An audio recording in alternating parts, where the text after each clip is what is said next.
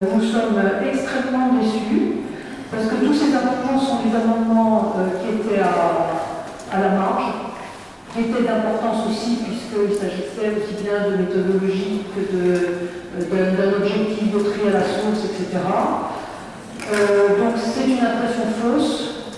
Donc je dois dire que nous sommes extrêmement déçus, c'est-à-dire que nos amendements qui ont été posés pour remonter l'objectif de tri à 60%, ce qui est quand même très raisonnable, puisque c'est même 60% en 2024, ce qui est même très raisonnable comparativement à ce qui est prévu dans la loi sur la transition énergétique, qui est à 65% de valorisation en 2025.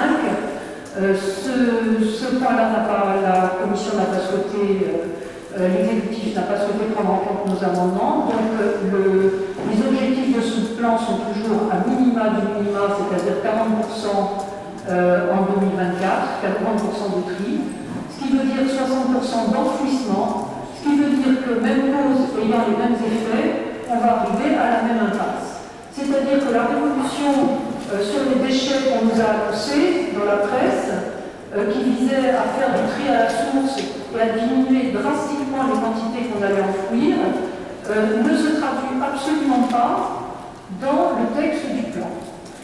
Donc on va continuer à bricoler d'une certaine manière avec le tri tel qu'il est et peut-être en l'améliorant un peu à la marge, par un tri au porte-à-porte et à la source, mais tant que pour nous ça ne se traduit pas dans un objectif chiffré qui limiterait drastiquement l'enfouissement, sachant que pour trouver des endroits pour enfouir, ça va être extrêmement difficile, et que si on veut enfouir toujours plus de 100 000 tonnes par an en 2024, on n'y arrivera pas, c'est pas possible.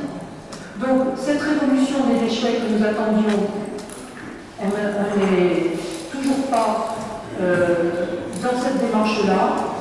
Donc on prolonge, on va avoir le même résultat, on va continuer à aller à la face. Vous êtes en pleine contradiction avec ce que vous avez annoncé publiquement. Nous, on souhaitait vraiment qu'il y ait une réflexion. Alors on nous a évidemment objecté que la sécurisation juridique, etc. Bon, non, pour nous, ça n'est pas recevable. On est vraiment très très déçus et malheureusement, on ne peut pas avaliser ce plan tel qu'il est. Donc, non seulement on ne votera pas, mais étant donné qu'il n'y a pas de modification substantielle, on votera contre.